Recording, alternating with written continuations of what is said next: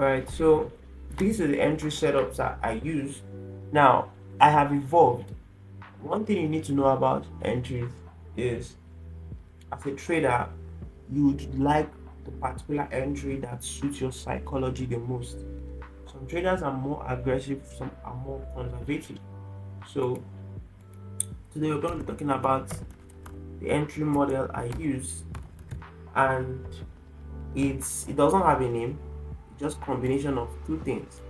So whenever you have been able to establish your draw on liquidity, for instance, let's assume your draw on liquidity is found higher, okay, for the day, your draw is higher, and this is where you are at the moment, okay.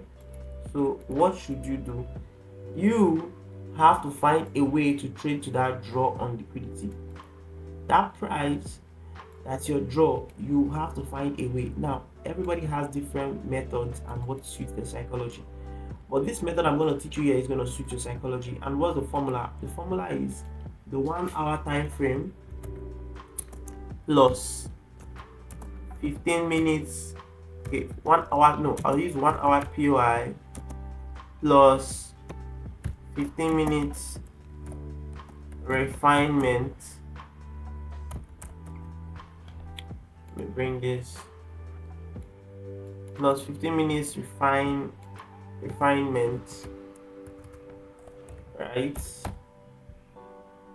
plus 5 minutes MSS, market structure shift. Okay, market structure shift is the same thing as BOS. Okay, don't get it twisted. That is the model for entry. So I'll give you the skeletal framework. So what's the framework?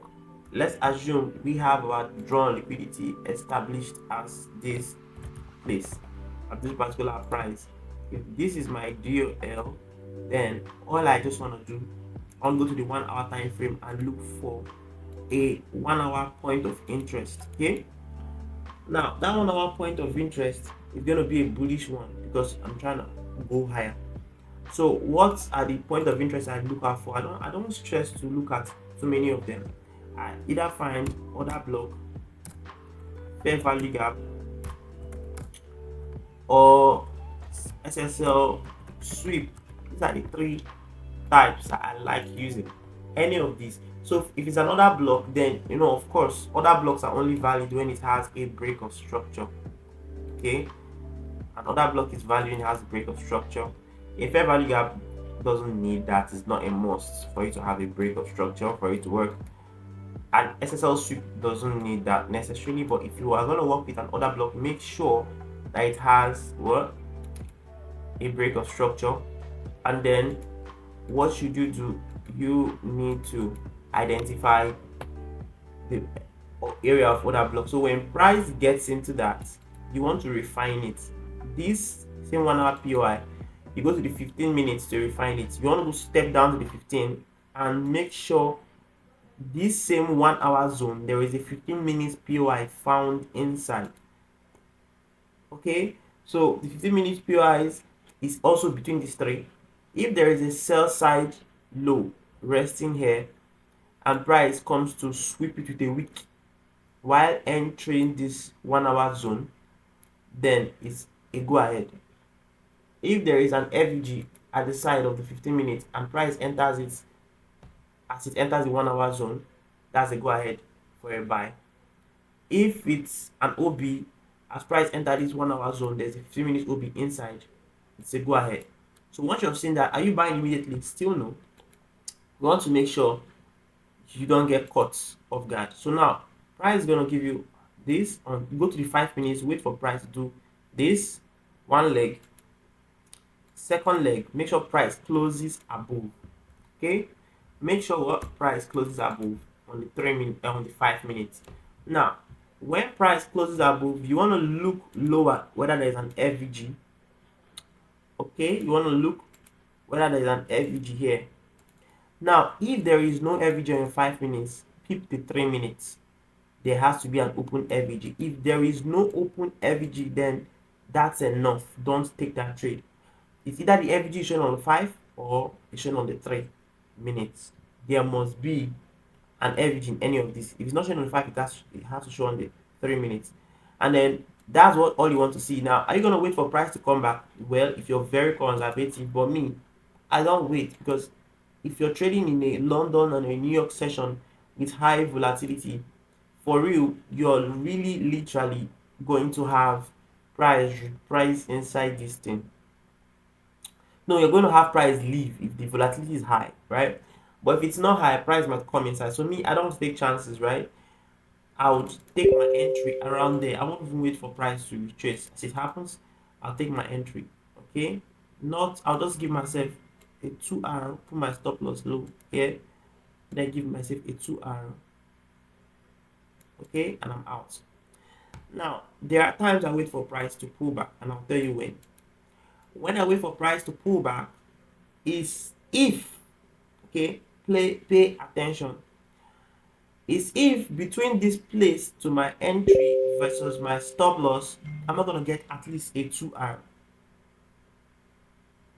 If my 2 hour is going to be complete way higher than the drawn liquidity, then instead of me to take such trade and be hoping that price keeps going higher than my draw, I would literally reduce my entry. My entry that's going to be edited, not my stop loss, not my TP. I'll reduce my entry to make sure it fits with 2 hour before the DOL or at the DOL, or maybe just around here. Make sure it fits by reducing this entry. So I'll wait, not really to fit any average, just to make sure it's perfectly 2 hour between my entry and my drawn liquidity and my stop loss. Okay, so I'll wait for price down to like tag me in. If it doesn't tag me in, okay, it's fine, it's gone. But I must get my 2 hour. If it's not 2 hour, if it's below 2 hour, then it's not even worth the risk. Okay, so I'm gonna take that trade and I'm gonna go higher. Okay, that's all. That's it. That's really it. So that's all you need to cash out in the markets. That's all you need.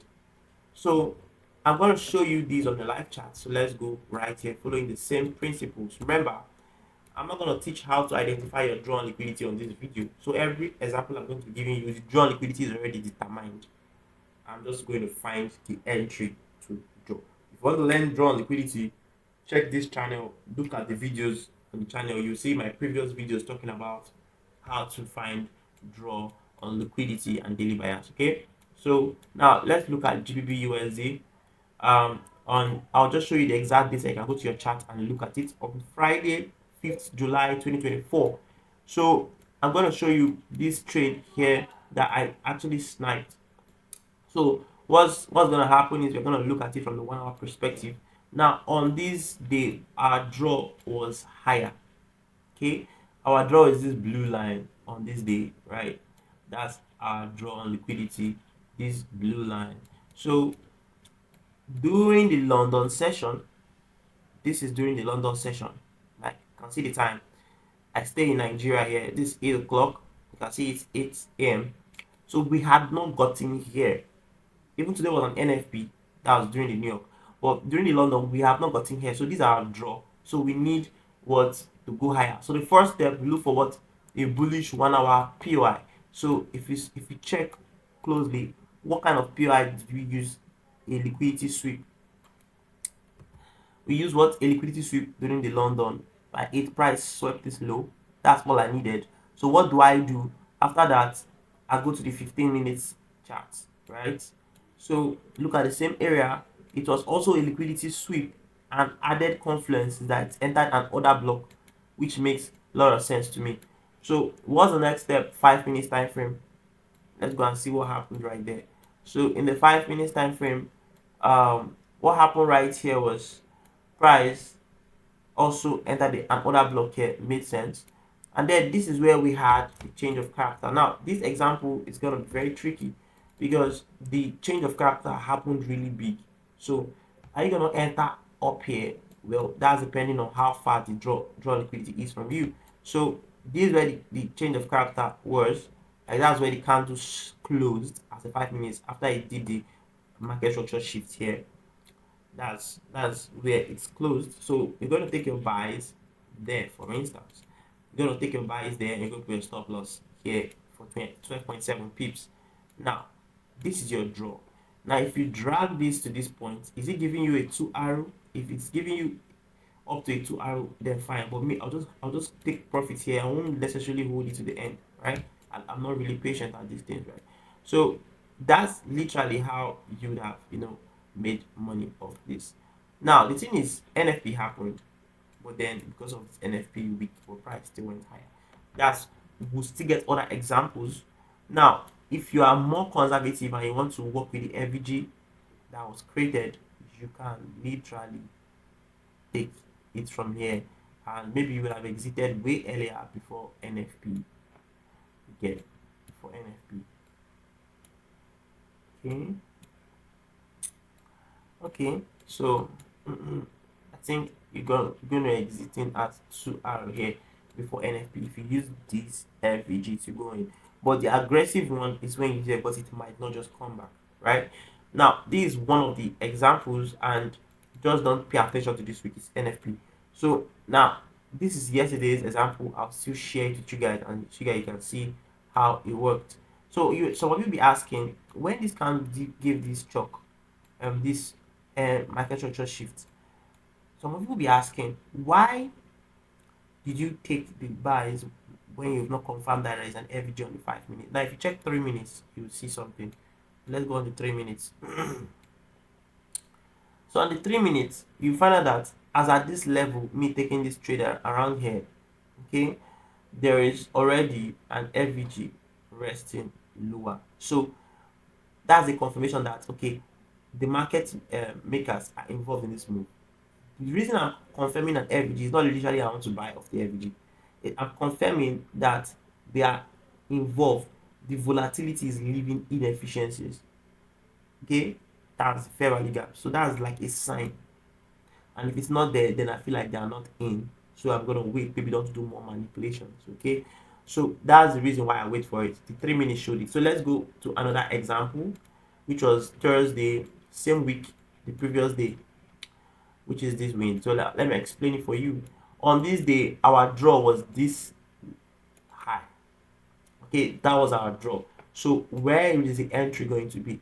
So our entry using the idea I taught you guys. So let's use it for example. So on the 1 hour during your session, okay, now throughout the London session, which is this blue area here, price did not enter any 1 hour POI. Look at, nothing like that happened. Any mitigation, it did not run any of these lows, nothing. So no trade. So New York, this is where New York started. This is 1 p.m. Started. It's the New York Q zone. That's 12 in Nigeria here. 12 p.m. So 1 p.m. price ran this low. It's not, might not be visible to you, but if I stretch the chart, you see it. Price literally took out these lows here.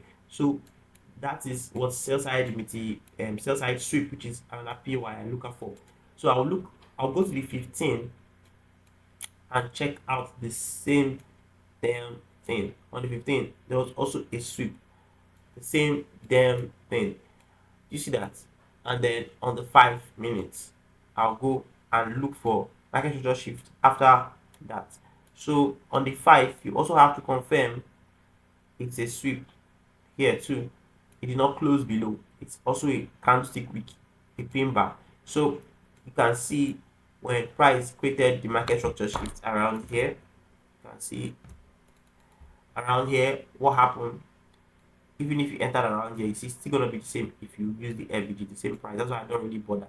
Where you're gonna put your stop loss, safest here, but you can put it here if you like. But here it looks safest. So if you want to be more conservative, set it there. So where is your take profit gonna be? Now between here and your DOL, yes, it's up to 2R and even more.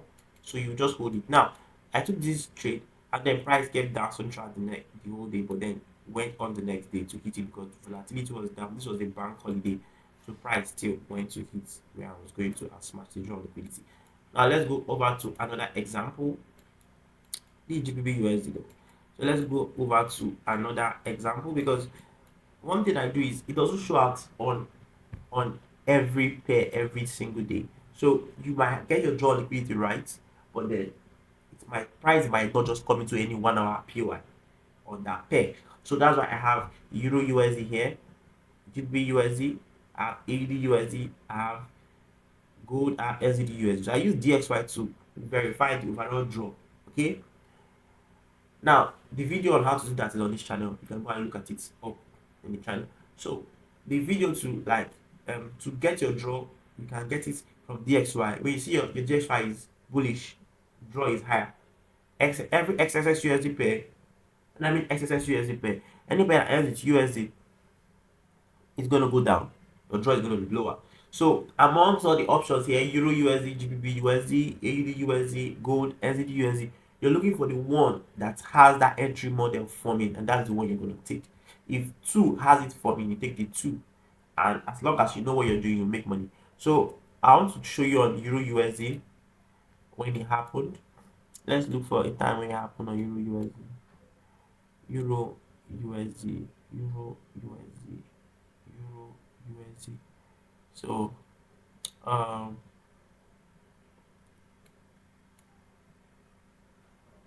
now I want to show you guys something. Now on this particular day the draw was higher, no doubt, but now you guys should pay close attention. Price entered this fair value gap by 10. Okay, and 10 is the close of my London Q zone. London Q zone ends by 10 in Nigeria here, 10 a.m. We use UTC plus 1 in case you're wondering what time zone is this. UTC plus 1. So price entering this point around 10. I'm not gonna trade it as a London trade. It's over.